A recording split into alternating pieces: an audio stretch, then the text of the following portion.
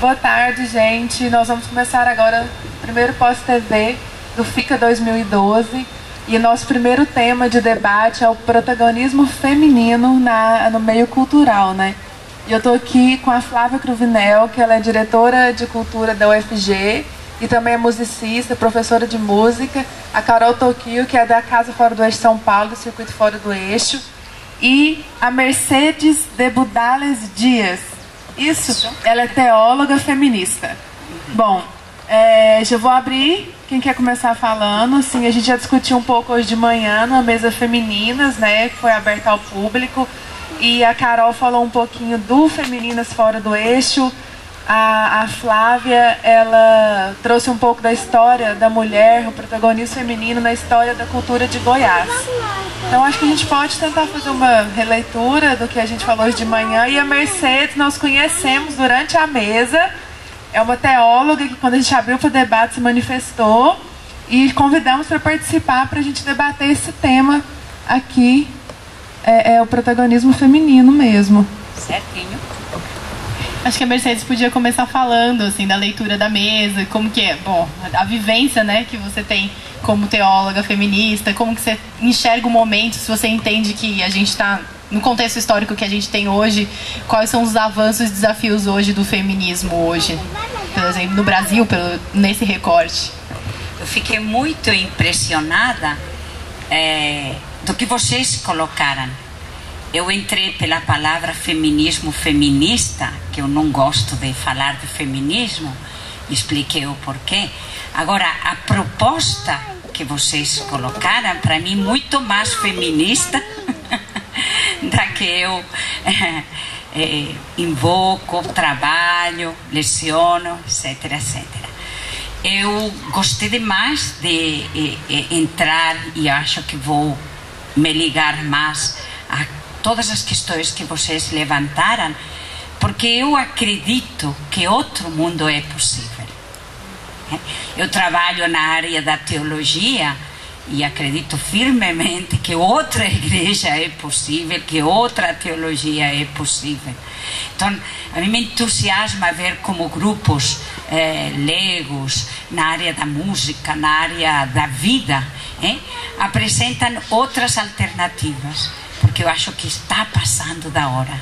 E quando vocês falaram da educação que sonham para seus filhos, fiquei ainda mais empolgada. Então eu agradeço a experiência de hoje de manhã e eu acho que vamos continuar somando nesta procura de uma vida mais digna, especialmente para as mulheres, as crianças, os velhos, os negros, os índios, que é um pouco a proposta que eu colocava de feminista. Ser feminista, para mim, é uma atitude política contra o opressor. E sempre que um oprimido, seja quem for, grita, as feministas estamos juntos, porque achamos que o importante é a vida. No meu caso, como teóloga, eu acredito no Deus da vida. Meu Deus não castiga, meu Deus não tem essas leis estreitas. O importante é a vida.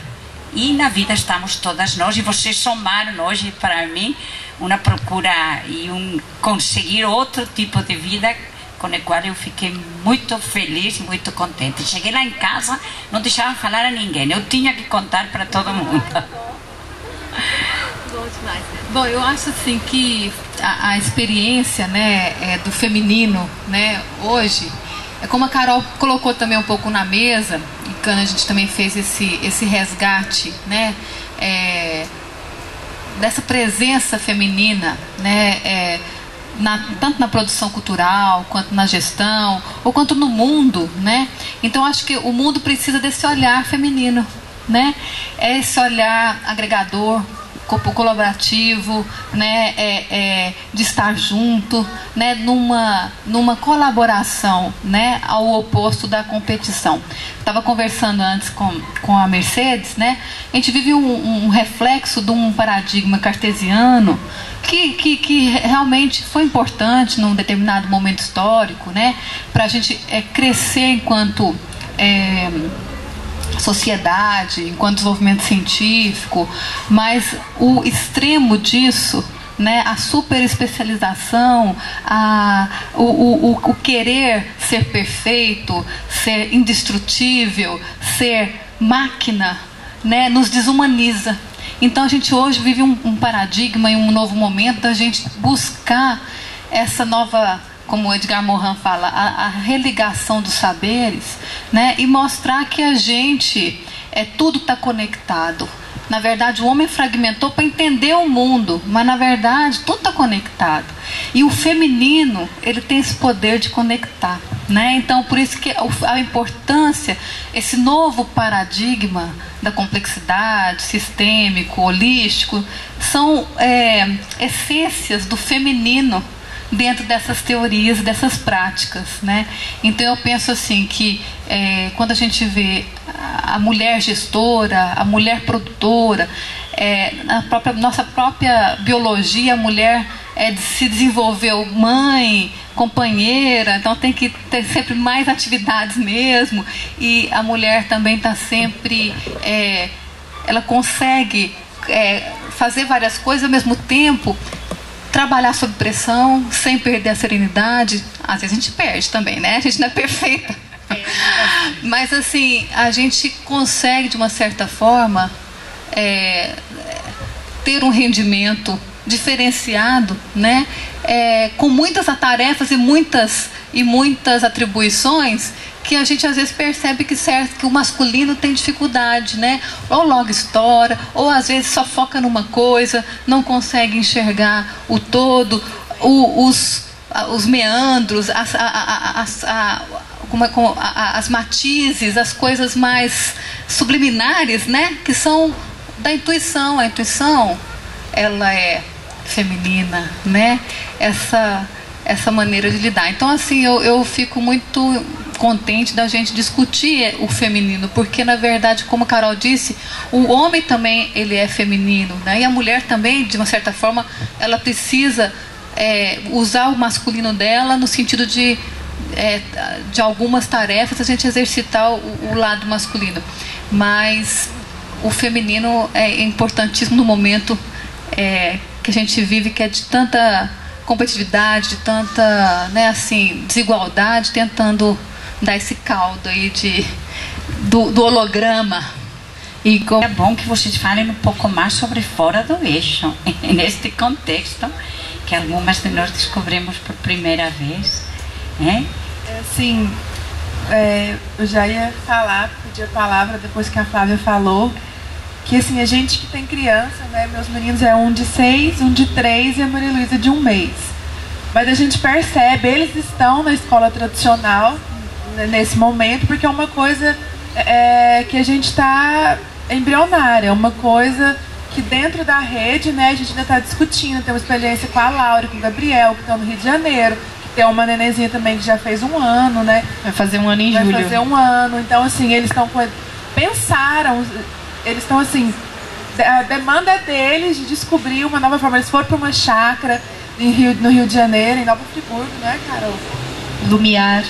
E aí eles assim vão fazer uma descolarização com ela lá. E assim, a nossa realidade com os meninos, eles estão na escola tradicional, mas desde que nasceram eles já vivem nesse meio de produção, desse trabalho acelerado, que é o fora do eixo, nessa nossa vida que não tem horário, assim, não tem horário assim para o trabalho, tanto de noite quanto de dia, de manhã ou de madrugada, a gente está trabalhando.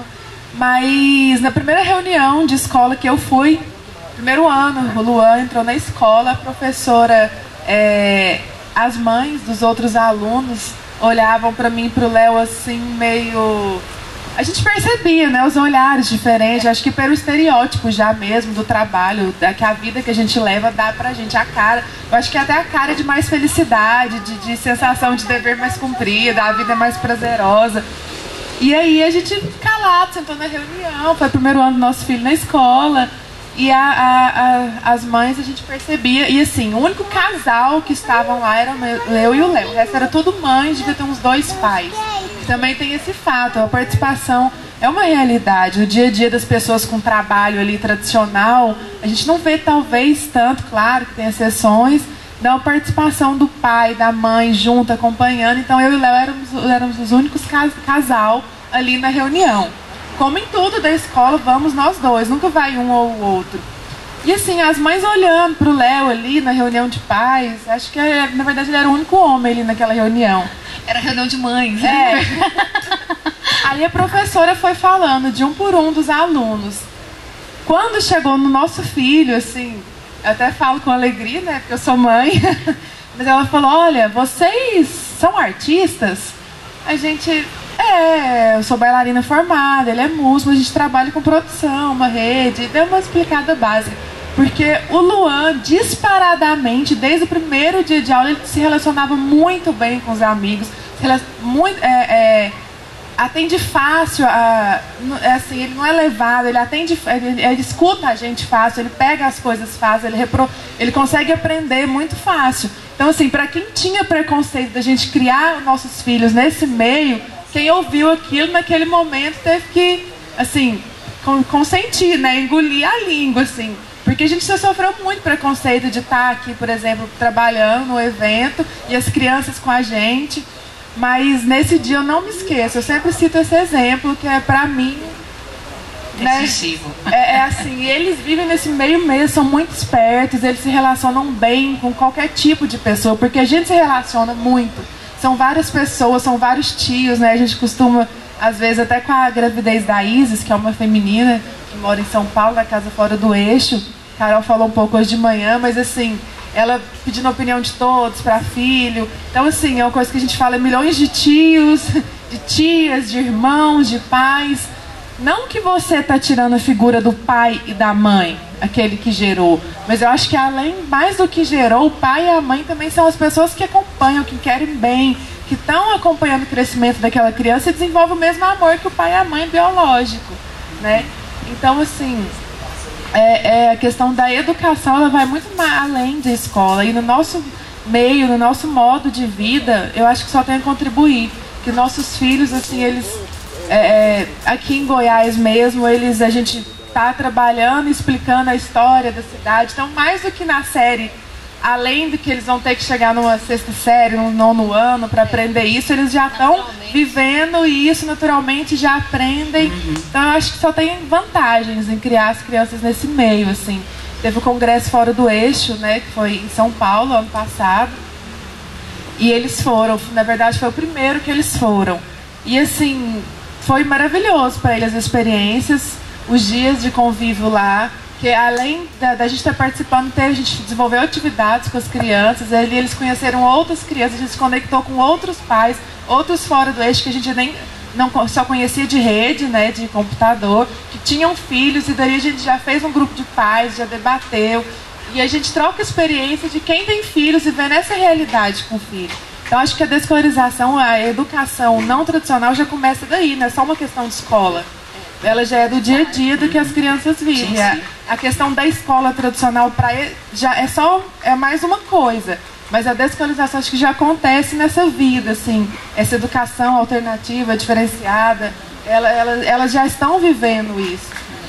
E é bacana, eu acho que a noção de rede, né, que a gente tem muito forte. Porque é difícil encontrar um grupo tão coeso e de rede mesmo. Que eu acho que quando a gente fala de inteligência coletiva, né? Tu fala, inteligência coletiva, inteligência colaborativa. A gente vive isso na pele. A gente sabe o que é inteligência coletiva. A gente sabe o que é inteligência colaborativa. E compartilhar a formação do seu filho, ou, né, compartilhar a formação de uma pessoa ali que tá crescendo junto, em várias pessoas que vão dar outros olhares, outras perspectivas, pessoais, leituras. Uma criança, acho que no mínimo, né, abrir um leque de possibilidades é interessante. E eu acho que em tudo na rede que a gente está fazendo vem disso, né? A gente fala assim, que tem que manter o código aberto, né? A gente faz muita analogia com software livre, com tecnologia. Então a gente fala que manter o código aberto da rede não é só manter a rede em código aberto. Quando a gente fala que a gente criou a frente de música, depois veio teatro, depois veio cinema, depois veio feminismo, depois veio futebol, daí depois veio... A gente vai agregando vários temas, porque a rede está em código aberto, ela está em constante mutação e construção o tempo inteiro dessas pessoas, que na verdade a rede são a soma dessas pessoas, mas também é ter o código aberto pessoal, né, para mudança de comportamento mesmo, para você ter o código aberto assim, por exemplo, eu tenho um defeito, eu tenho várias coisas para avançar. A gente sempre tem coisa para aprender. Se eu não tiver o código aberto, eu não estou possibilitando que as outras pessoas realmente mexam nesse código e me tornem uma pessoa melhor, né? Então, acho que quando a gente faz essa provocação de a gente tem que ser mais honesto um com o outro, e a gente sempre, dentro da rede, a gente é muito honesto, a gente sempre consegue estabelecer papos muito francos, né? E eu acho que isso contribui muito para a formação de cada um dentro da rede. E eu acho que isso também é um comportamento que não é comum. Exato, né? Isso que eu ia falar. Os valores são diferenciados. Sim, exatamente. E aí a educação acontece realmente, né? Porque não é só...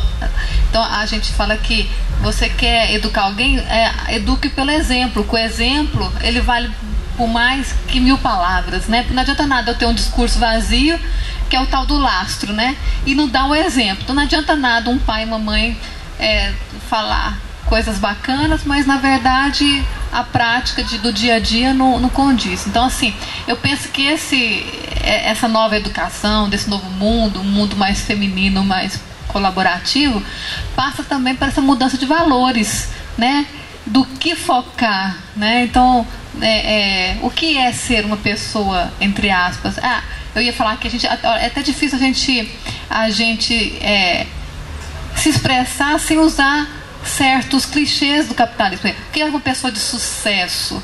Mas, afinal, a gente precisa ter sucesso? Né? O que é sucesso? O que é sucesso? Então, assim, né? Então a gente vive com clichês o tempo inteiro na nossa mente, na nossa vida, mesmo a gente tentando se desvencilhar, a gente vê que se a gente não for vigilante, a gente acaba caindo nesse sistema que é muito poderoso, né? Então, essa hoje mudança... de manhã você falou algo fora do eixo que eu gostei muito quando você foi lá em São Paulo. Você disse que vocês refletem a prática. Não é o objetivo vamos fazer. Não, nós fazemos e depois a gente reflete. Então isso é muito importante, porque realmente somar experiências que são vida, e tudo isso sempre vai influenciar em outras vidas. E que é o que a gente fez, por exemplo, a gente foi sistematizando a nossa vida, sistematizando em nomes, né? Tipo assim, esse trabalho que a gente tem na rede aqui é nosso trabalho de formação. Então, essa aqui é a nossa universidade, a metodologia dela é essa, porque é o que acontece na prática, né?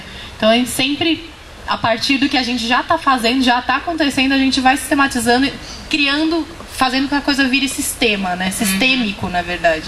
E isso é uma prática que também não é comum, na verdade a gente encontra pouco, tanto quanto o papo franco, que são tecnologias que a gente fala assim, a gente tem um monte de tecnologia fora do eixo, né? O tech, tem o tech do amor, o tech do papo reto, o tech da moeda complementar, tem o tech de distribuir CD e o tech de conviver em grupo, né? Então a gente tem vários techzinhos que foi muito de vivência nesses 6 anos, essas 2.000 pessoas aí, que a gente foi sistematizando, falando assim, peraí, quando chega alguém num grupo assim, acontece isso.